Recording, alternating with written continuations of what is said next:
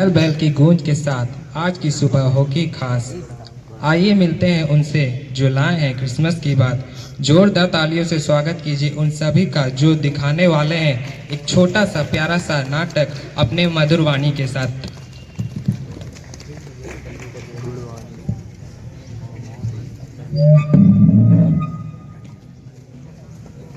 परिवार का जो बच्चा है वो क्रिसमस का सही मायने मतलब नहीं जानता है।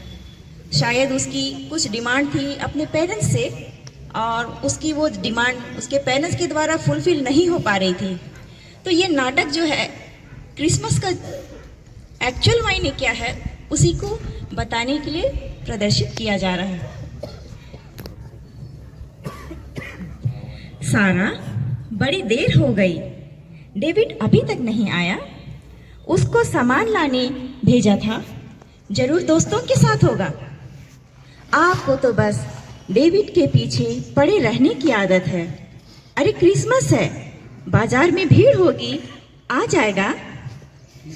वे बातचीत कर ही रहे थे और उनका लो आ गया तुम्हारा लाडला, सामान भी नहीं लाया, अब उधर कोने में क्यों बैठे हो? एक मिनट शांत हो जाओ जॉन। बेटा डेविड, क्या हो गया? क्यों इतना दुखी हो? किसी से झगड़ा हो गया क्या? चलो चलो चलो, जल्दी से तैयार हो जाओ, प्रेयर सर्विस में जाना है ना। तुम्हारे पापा और मैं कब से तैयार हैं। जॉन बेटा, आज का दिन तो खुशी और आनंद मनाने का है, तो उदास क्यों बैठे हो? अच्छा ये सब छोड़ो, जल्दी से अंदर जाओ और नई ड्रेस पहन लो, और तुम्हारे लिए स्पेशल गिफ्ट भी रखा है। डेविड उनकी बातें सुनकर झुंझला उठता है और कहता है, मुझे कहीं नहीं जाना, कुछ नहीं करना, किसी से नहीं मिलना है, नहीं चाहिए नए कपड़े, नहीं चाहिए कोई गिफ्ट, नहीं जाना है, नहीं करनी है कोई प्रेयर। और इस तरह वह झुंझलाते हुए अपने माँ बाप को पीछे छोड़ते हुए चला जाता है। उनके मम्मी पापा उनके पीछे भागते हैं, डेविड डेविड सुनो तो।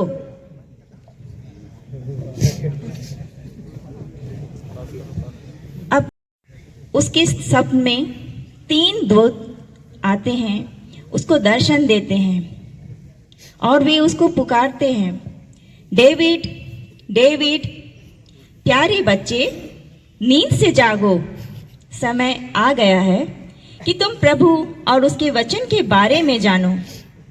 उनकी पुकार सुनकर डेविड उठ खड़ा होता है और पूछता है, आप लोग कौन हैं? तब उनमें से एक एंजल कहते हैं, मैं प्रेम का फरिश्ता हूँ। दूसरा एंजल बताते हैं, मैं शांति का फरिश्ता हूँ। और तीसरे एंजल कहते हैं, मैं आशा का फरिश्ता हूँ। फिर उनसे डेविड सवाल पूछता है, आप लोग मेरे पास क्यों आए हैं? इस पर तीनों एंजल उसको बताते हैं, हम तुम्हें आशा, शांति और प्रेम का संदेश देने आए हैं। इस पर डेविड कहता है, क्षमा कीजिएगा, पर ये शब्द अब किताबों में ही मिलते हैं। कहाँ है प्रेम? खो गई है दुनिया की शांति और आशा, यहाँ तो चारों ओर निराशा के बादल ही छाए हैं। तब उनमें से एक एंजल कहता है, पर तुम्हें ऐसा क्यों लगता है प्यारे बच्चे? दूसरे भी कहते हैं, ये दुनिया प्रेम और शांति के कारण ही चल रही है। और तीसरे एंजल कहते हैं, और पूरे विश्व को प्रेम, शांति और मानवता का संदेश देने के लिए आज से लगभग 2000 वर्ष पहले प्रभु यीशु मसीह ने मानव रूप लेकर धरती में जन्म लिया था। इस पर डेविड उनकी बातें सुनता है और फिर उनसे प्रश्न करता है, पर कहाँ गई मानवता? प्रेम नहीं, बस हिंसा, नफरत, आतंकवाद से भरी पड़ी है दुनिया। तीनों एंजल कहते हैं, पर ऐसा क्यों लगता है तुम्हें डेविड बेटे? इस पर डेविड जवाब देता है, आज यहाँ चारों ओर चोरी, डकैती, मारकाट, बेईमानी, आतंकवाद है। पूरा विश्व हिंसा और आतंकवाद से त्रस्त है। आप ही बताइए, क्या ये दिन देखने के लिए प्रभु यीशु मसीह का जन्म हुआ था? क्या 2000 वर्ष पहले की दुनिया ऐसी ही थी?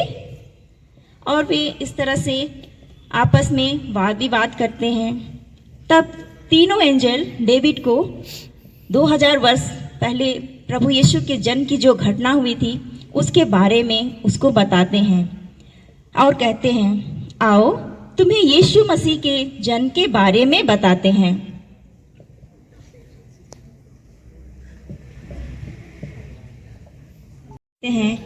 2000 वर्ष की पहले की घटना, जिसमें माता मरियम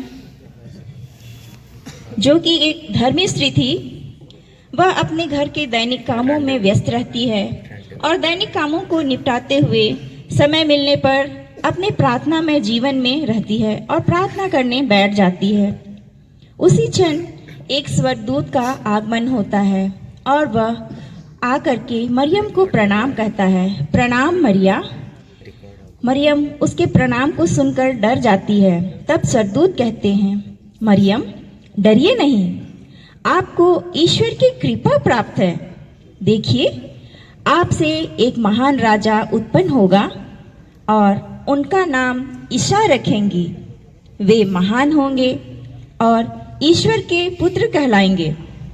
प्रभु ईश्वर उन्हें दाऊद का सिंहासन प्रदान करेंगे और वे सदा सर्वदा राज्य करेंगे और उनके राज्य का कभी अंत नहीं होगा। इस पर मरियम पूछती है, ये कैसे हो सकता है? तब एंजल उसको जवाब देते हैं, पवित्र आत्मा आप पर उतरेगा और सर्वोच्च प्रभु की शक्ति की छाया आप पर पड़ेगी। इसलिए जो आपसे उत्पन्न होंगे वे पवित्र होंगे और ईश्वर के पुत्र कहलाएंगे। ईश्वर के लिए कुछ भी असंभव नहीं है। माता मरियम उनको उत्तर देती है, देखिए मैं प्रभु की दासी हूँ, आपका कथन मुझ में पूरा हो जाए। फिर एंजल वहाँ से चला जाता है और जहाँ यीशु का घर है वह यीशु को संदेश देने जाता है होता है।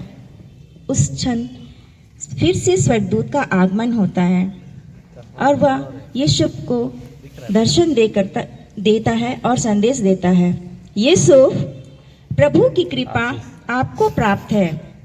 आपने हमेशा वही किया है जो ईश्वर की दृष्टि में उचित है, इसलिए आपको ईश्वर की असीम आशीष प्राप्त है। तब सोया हुआ यूसुफ उठ जाता है और अचानक अपने सामने स्वर्गदूत को देखकर पूछता है, आप कौन हैं और आपके इस ईश्वरीय आशीष का क्या मतलब है? इस पर स्वर्गदूत उन्हें जवाब देते हैं, जोसेफ दाऊद की संतान, अपनी पत्नी मरियम को यहाँ लाने से नहीं डरे, क्योंकि उनके जो गर्भ में है वो पवित्र आत्मा से है। वह पुत्र प्रसव करेंगी और उनका नाम ईसा रखेंगे, क्योंकि वे अपने लोगों को पाप से मुक्त करेंगे। इस पर जोसेफ उत्तर देता है, लेकिन मैं तो ईश्वर की इस कृपा के योग्य ही नहीं हूँ, फिर भी उसने मुझ पर अपनी कृपा की है। धन्य है उनका नाम। मुझे जल्दी ही मरियम को अपने यहाँ ले आना चाहिए। हाँ, मैं अभी जाकर मरियम को अपने यहाँ ले आता हूँ। और जोसेफ फिर मरियम को लेने के लिए चले जाते हैं।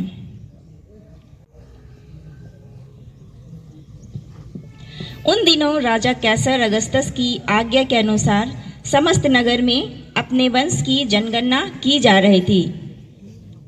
तब राजा का एक नौकर आता है और नगर में घोषणा करता है, सुनो सुनो सुनो, राजा अगस्तस की आज्ञा है कि सभी लोग अपने अपने नगर जाकर अपने वंश का नाम लिखवाएंगे और जो राजा की आज्ञा का उल्लंघन करेगा उसे कड़ी से कड़ी सजा मिलेगी।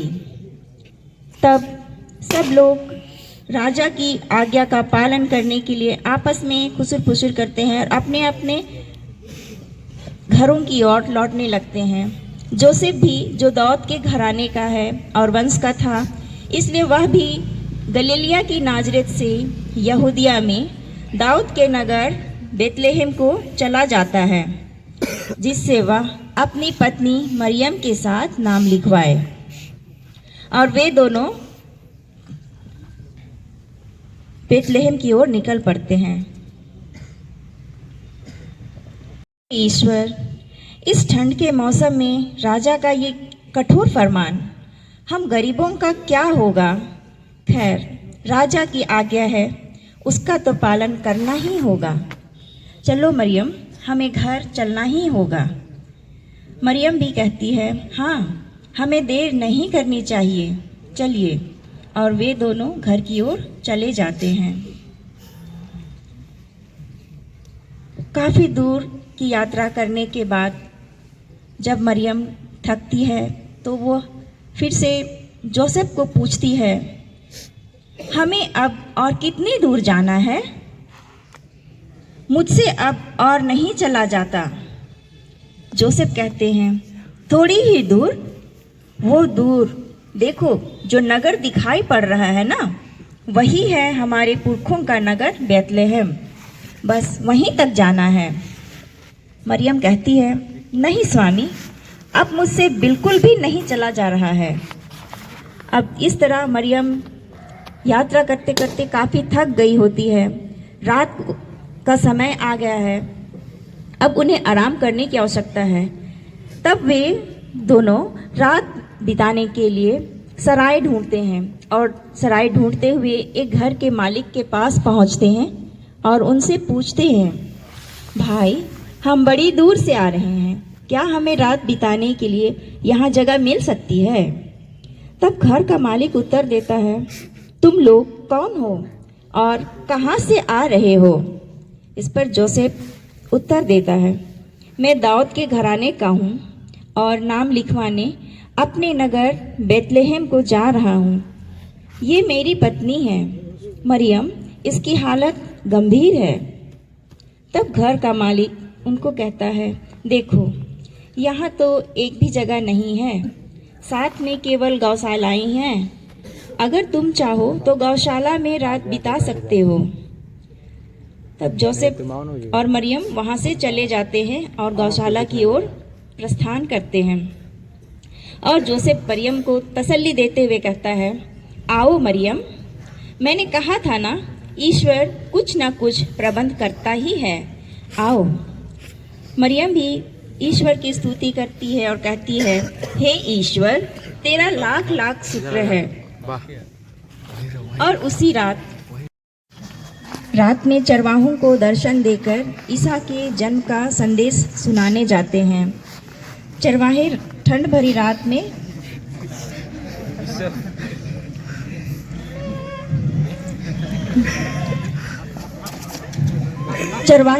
में आराम कर रहे होते हैं और उसी समय स्वर्गदूत का आगमन होता है और स्वर्गदूत उन्हें संदेश देते हैं,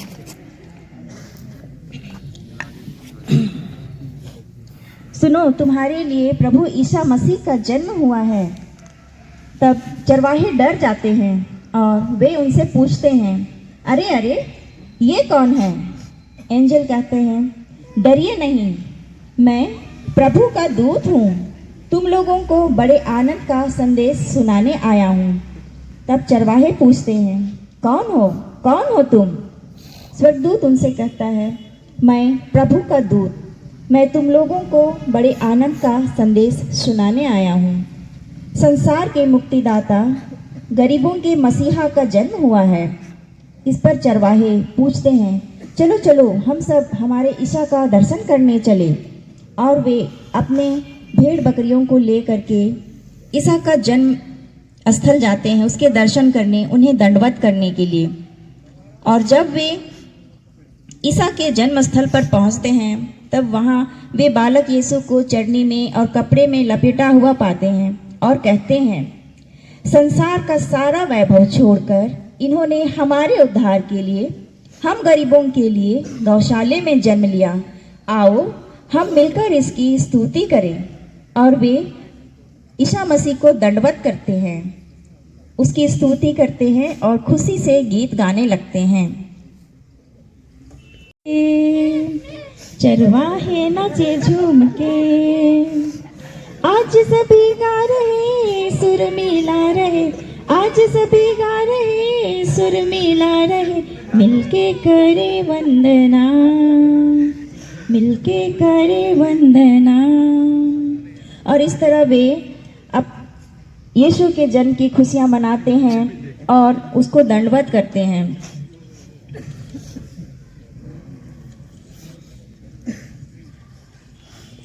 जब ईसा का जन्म हुआ तब पूर्व में एक तारा 3 ज्योतिषियों को दिखाई देता है और वे उसका पीछा करते हुए ईसा मसीह के पास पहुंचते हैं और वहां पर उन्होंने ईसा मसीह को दंडवत किया और उपहार के स्वरूप में सोना, लोबान और गंधरस की भेंट चढ़ाई और फिर वे बड़ी श्रद्धा के साथ वहां से दूसरे रास्ते बदल करके अपने देश की ओर लौट जाते हैं।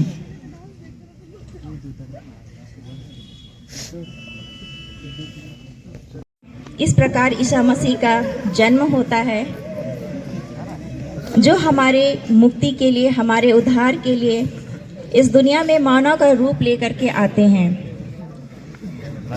एंजल जो डेविड को माता मरियम, जोसेफ और यीशु के जन्म की संदेश दे रहे थे, वह अब बहुत ही उत्साहित है इस कहानी को सुन करके और कहता है कितनी अनोखी रात रही होगी।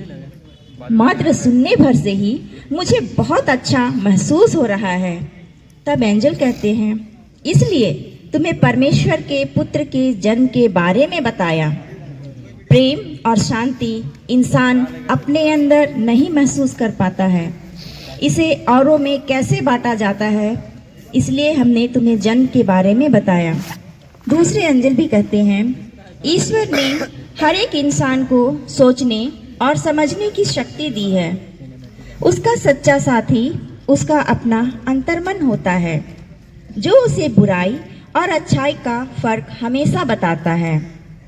तब दूसरा एंजल भी कहते हैं, हमें चाहिए कि हम अपने अंदर की अच्छाई को पहचानें और बुरे विचारों को त्याग दें।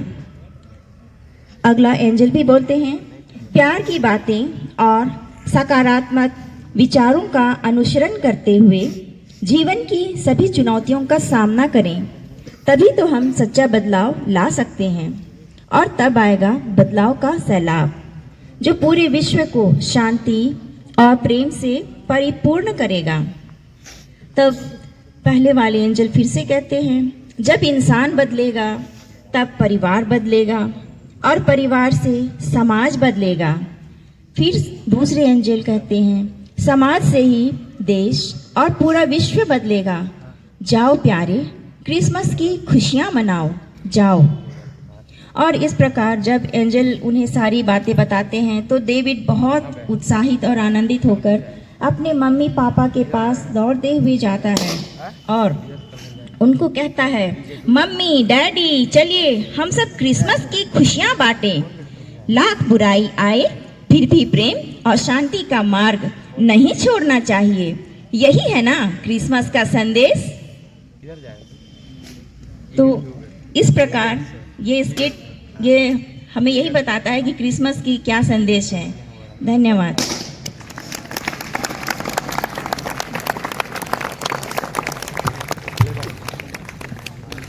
Wow, what an amazing performance. We once say again